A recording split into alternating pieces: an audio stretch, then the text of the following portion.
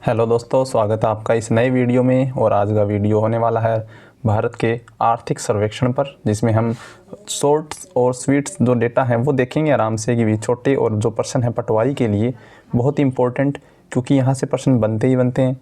हम उन प्रश्नों पर चर्चा करेंगे जो सीधे वन लाइनर में पूछे जाएंगे। आपको बने रहना है वीडियो के अंत तक। वीडियो 10 या 11-12 मिनट की होगी, ठीक है।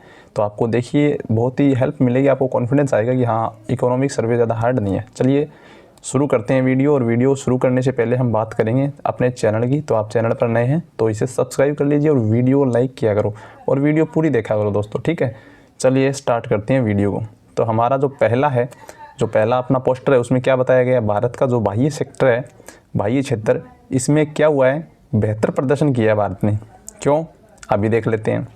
अप्रैल से दिसंबर 2024 तक इस वर्ष के दौरान भारत ने कुल निर्यात में कितने प्रतिशत की वृद्धि दर्ज की? 6% की वृद्धि दर्ज की है, ठीक है। 6%। भारत ने कुल निर्यात में 6% की वृद्धि दर्ज की है पिछले अप्रैल से दिसंबर तक, ठीक है। अप्रैल दिसंबर 2024 तक सेवा क्षेत्र के निर्यात में कितने प्रतिशत की वृद्धि हुई? 11.6%। अब देखिए ये है सेवा क्षेत्र में, यानी ये टोटल वृद्धि 6% है और इसमें सेवा क्षेत्र में कितने प्रतिशत वृद्धि हुई? 11.6%। 2 क्वेश्चन हो गए, ठीक है। और सेवा क्षेत्र आपको पता है कितना इंपॉर्टेंट है, ये सेकंड ग्रेड वालों के लिए भी बहुत ही इंपॉर्टेंट है। मेरी वीडियो ध्यान से देखना, सेकंड ग्रेड वाले भी, क्योंकि ये आर्थिक समीक्षा है 2024-25। बात करें नेक्स्ट, जो अपना पॉइंट दे रखा है, नेक्स्ट है भारत दूरसंचार, कंप्यूटर और सूचना सेवाओं में विश्व का दूसरा सबसे बड़ा निर्यातक है। देखिए स्वीट पर्सन आ रहे हैं। चैनल को सब्सक्राइब कर लीजिए, वीडियो को लाइक कर दीजिए। और ये पर्सन आपको पटवारी, ग्राम सेवक और आगे आने वाले सेकंड ग्रेड एग्जाम और रीट में देखिए हूबहू देखने को मिलेंगे, क्योंकि ये गवर्नमेंट डेटा है और ज़रूर आएंगे। एक अच्छे नागरिक, टीचर, स्टूडेंट, पटवारी, सबको ये पता होना चाहिए कि भारत में क्या चल रहा है, भारत ने क्या विकसित किया है, क्या प्रगति की है, ठीक है। नेक्स्ट है वित्त वर्ष 2025 की दूसरी तिमाही में भारत का जो चालू खाता घाटा है वो सकल घरेलू उत्पाद का 1.2% रहा। ये प्रश्न देखिए, भारत का चालू खाता घाटा कितना है? करंट अकाउंट जो डिफिशिएट है वो कितना है? 1.2% रहा है। इम्पोर्टेंट है, 1.2% चालू खाता घाटा, ठीक है। जिसे बड़ी निविल सेवा, ठीक है, निवल सेवा प्राप्तियां और निजी हस्तांतरण प्राप्तियों में सहायता मिली है, ठीक है। ये कोई डेटा इंपॉर्टेंट नहीं है, सिर्फ आपको याद रखना है सकल घरेलू उत्पाद का चालू खाता घाटा कितना प्रतिशत है? 1.2। और कब? दूसरी तिमाही 2025 में, ठीक है, याद रखना आपको। अब देखिए लॉजिस्टिक जो केंद्र है उनका विकास किया जाएगा। अवसंरचना और रणनीतिक निवेश और आपूर्ति श्रृंखला दक्षता को सुधार लाने के लिए उद्देश्य से नीति सुधारों में व्यापार, लॉजिस्टिक दक्षता बढ़ाने और निर्यात क्षमताओं को मजबूत किया। ये भी ज़्यादा कुछ खास नहीं है, ठीक है। लेकिन एक लॉजिस्टिक के हिसाब से क्या सुधार हुए हैं वो इसमें दिखाए गए हैं, ठीक है। लेकिन यहाँ से आपको 3 या 4 क्वेश्चन तो देखो ऊपर पहले पोस्टर में मिल गए, ठीक है। अब अपन चलते हैं नेक्स्ट, जो दूसरा पोस्टर है अपना, जो मैं आपके लिए लेके आया हूँ, वो देखिए। इस पोस्टर में अब क्या बताया गया है, देखिए आपके लिए क्या खास है इस पोस्टर में। इसमें बताया गया कि जो विश्व में अनिश्चितताएं चल रही हैं, कोई भी चीज़ फिक्स नहीं है, क्या कब हो जा रहा है, युद्ध हो रहे हैं, उसमें भी भारत क्या कर रहा है? उसमें भारत जो अपनी दशकीय औसत है उसके बराबर वृद्धि कर रहा है। भारत जो 10 सालों की औसत है वृद्धि दर की, उसके बराबर चल रहा है, ठीक है। अभी देख लेते हैं। अब देखिए एक संस्था है IMF, इसने वैश्विक जो विकास दर है वो कितनी बताई है? 3.2 रहने का अनुमान लगाया था, जो कि ठीक है 5 वर्षों में, अगले 5 वर्षों में रहेगी, ठीक है। अब बात कर लेते हैं अपनी जो इसमें, ये भी कुछ खास नहीं है, ठीक है। अब चल रहे संघर्ष और तनाव वैश्विक आर्थिक दृष्टिकोण के लिए महत्वपूर्ण जोखिम पैदा कर रहे हैं। ये जो संघर्ष चल रहे हैं, भारत, पाकिस्तान, चीन, अमेरिका, रूस, यूक्रेन, जो कौन सा है अपना, इजराइल और फिलीपींस है क्या, वो फिलिस्तीन जो भी है, मतलब याद नहीं, यहाँ फिलिस्तीन है उनका। तो ये भी बहुत ही जोखिम पैदा करते हैं इकोनॉमिक्स में, ठीक है। अब देखिए भारत की 2024-25 के दौरान 6.4, ये क्या है डेटा? ये डेटा बोल रहा है कि भारत की दशकीय औसत के बराबर बनी हुई, ये भारत की दशकीय औसत है वृद्धि दर की, ठीक है। वास्तविक GDP वृद्धि दर कितनी है 2024-25 के दौरान? 6.4%, ठीक है। इतना याद रखना आपको। अब देखिए अगली जो लाइन बोल रही है, साफ साफ शब्दों में बोल रही है, वित्त वर्ष 25 में समग्र आपूर्ति के दृष्टिकोण से वास्तविक जीडीपी सकल मूल्य वर्धन जीवीए में 6.4% की वृद्धि दर से वृद्धि होने का अनुमान बताया जा रहा है कि भाई अपना जो जीडीपी है उसमें जीवीए में मूल्य वृद्धि दर कितनी है, 6.4% की। ठीक है, ये डेटा याद होना है आपको। अब चलते हैं अपना नेक्स्ट जो पोस्टर है उसमें क्या बताया गया वो देखते हैं। अब देखिए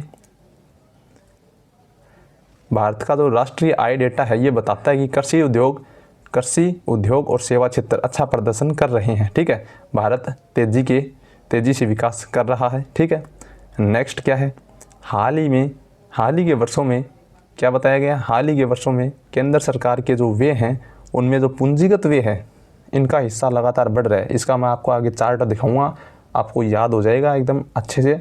और पूंजीगत व्यय याद रखना, कैपिटल जो एक्सपेंडिचर है वो बढ़ रहा है भारत का। ठीक है, केंद्र सरकार का, यानी भारत इन्वेस्ट कर रही है। अब देखिए खुदरा हेडलाइन मुद्रास्फीति, ये इंपॉर्टेंट है, याद रखना। पटवारी में आ जाए ना कि भी भारत की खुदरा हेडलाइन मुद्रास्फीति 2024 में कितनी 5.4, लेकिन 2024 के अंत तक कितनी रही, घट करके 5.4 से 4.9 हो गई है। ठीक है, वेरी इंपॉर्टेंट डेटा है। सेकंड ग्रेड वालों के तो टॉपिक लगता है मुद्रास्फीति का, उसमें ज़रूर पूछा जाता है। अब देखिए भारत का सेवा निर्यात सुदृढ़ रहा, बढ़त मतलब मजबूत रहा सेवा का निर्यात। ठीक है, सेवा का निर्यात मैंने बताया था पीछे, सेवा का निर्यात कितना है। ठीक है, 11 पॉइंट समथिंग है। अब देखिए जिसने देश को वैश्विक सेवा निर्यात में, यानी सेवा क्षेत्र ने देश को वैश्विक सेवा निर्यात में 7वां सबसे बड़ा हिस्सा प्राप्त करवाया है। ठीक है, जो निर्यात करता है भारत उसमें 7वां सबसे बड़ा हिस्सा सेवा निर्यात का है। ठीक है, अब बात करते हैं अपने नेक्स्ट पोस्टर की। देखिए दोस्तों 3% या 2% इस पोस्टर से आपके निकल के आए हैं सामने। अब चलते हैं नेक्स्ट। अब देखिए जो पूंजीगत व्यय है वो जीडीपी का कितना प्रतिशत है। देखिए मैंने बताया कि धीरे धीरे बढ़ा रही है गवर्नमेंट। ठीक है, 2020-21 में 2.1 रहा, 2021-22 में 2.5 यानी कुछ बढ़ा है, 2022-23 में 5 से 7 हो गया, 2.5 से 7 हो गया। अब देखिए 2023-24 में ये है इंपॉर्टेंट, अंतिम वास्तविक अनुमान ये है। ठीक है, जो संशोधित है 2023-24 में पूंजीगत व्यय कितना रहा, 3.2 रहा भारत सरकार का। याद रखना ये कि किसका है, ये टोटल जो भारत की जीडीपी है उसका पूंजीगत व्यय कितना है, प्रतिशत में 3.2% है। जीडीपी के 3.2% के बराबर भारत का पूंजीगत व्यय है। चलिए दोस्तों वीडियो को लाइक कर दीजिए और चैनल को सब्सक्राइब भी कर लीजिए, आपको यहाँ पर अच्छी अच्छी वीडियोज़ मिलेंगी। आपको ये वाला डेटा याद रखना है, पूंजीगत व्यय जीडीपी का कितना प्रतिशत है, तो वो आपको बताना है 3.2%। ठीक है, अब जो अपना नेक्स्ट पोस्टर है उसमें क्या दे रखा है खास, इसमें दे रखा है राजकोषीय घाटा। देखिए वेरी इंपॉर्टेंट डेटा है किसी भी एग्जाम के लिए, राजकोषीय घाटा। आरएस हो, first grade, second grade, third grade, patwari, video, किसी भी एग्जाम में अगर आर्थिक समीक्षा से डेटा आएगा ना तो राजकोषीय घाटे का आएगा। ठीक है, चलिए देख लेते हैं राजकोषीय घाटा जीडीपी का कितना प्रतिशत रहा। अब देखिए 2020-21 में 9 पॉइंट के करीब था, 9.2 के करीब। ठीक है, 2021-22 में 6.7 के करीब रहा। ठीक है, इतना प्रतिशत। लेकिन 22-23 में कितना, 6.4। आपको ये तीनों याद नहीं रखने, मैं ये नहीं बोल रहा ये 3 याद रखो, आप तो 2023-24 वाला याद रखो कि राजकोषीय घाटा कुल जीडीपी का कितना प्रतिशत है, तो 5.6% है। अब देखिए नेक्स्ट जो है वो है खाद्यान्न उत्पादन। भारत का खाद्यान्न उत्पादन मिलियन टन में बात करेंगे, पुराने वाले पे नहीं जाएंगे, 2023-24 पे बात करेंगे। ठीक है, ये है 332.3 मिलियन टन है 2023-24 में भारत का खाद्यान्न उत्पादन। ठीक है, ये % सीधा सीधा याद रखना आप आएगा। ठीक है, सॉरी दोस्तों पंखा चला लिया है, थोड़ी आपको शोर आएगा, इसके लिए क्षमा चाहूँगा, लेकिन आप वीडियो में बने रहिए, को बहुत अच्छी वीडियो चल रही है। ठीक है, अब देखिए 2023-24 में कुल खाद्यान्न उत्पादन कितना है भारत का, ये संशोधित है, याद रखना। ठीक है, ये है 332.3 मिलियन टन है। याद रखना पर्सन आएगा ना तो यहीं से आएगा, वरना पर्सन आर्थिक समीक्षा से कहीं से नहीं आएगा। दोस्तों मैं आपके लिए स्पेशल ये वीडियो बना रहा हूँ। ठीक है, ताकि आपका सहयोग हो जाए और मेरा भी कुछ मतलब इसमें जो भी है आप समझते हो, मैं भी यूट्यूबर बनना चाहता हूँ या टीचर बनना चाहता हूँ, उसमें मेरा भी धीरे धीरे प्रयास है कि मैं आपको अच्छे से अच्छे वीडियो प्रोवाइड करवाऊँ, कंटेंट प्रोवाइड करवाऊँ, और फ्री ऑफ कॉस्ट है। चलने दीजिए, देखते जाइए और बने रहिए अंत तक। अब देखिए अपना जो नेक्स्ट पोस्टर है उसमें क्या है, उसमें हम बात करेंगे भारत का विदेशी मुद्रा भंडार। ठीक है, ये लीजिए दोस्तों, भारत का विदेशी मुद्रा भंडार मार्च के अंत तक देखते हैं बिलियन डॉलर में। देखिए दोस्तों प्रश्न आए ना कि भारत का 2024-25 में कितना है, क्या विदेशी मुद्रा भंडार। ठीक है, विदेशी जो मुद्रा है भारत के पास कितनी है देखते हैं।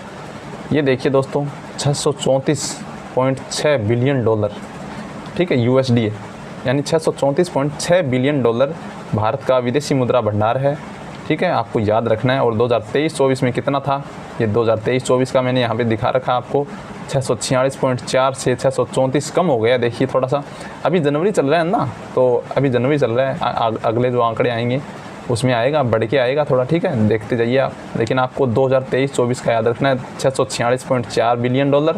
और जो जनवरी तक है, अगर पर्सन में पूछे 3 जनवरी 2025 तक, तो आपको 634.6 बिलियन अमेरिकी डॉलर बताना है। चलिए दोस्तों, नेक्स्ट बात करते हैं हम, जो भी अपना पोस्टर है, क्या बोलता है पोस्टरों पे दुनिया चल रही है, पता है आपको।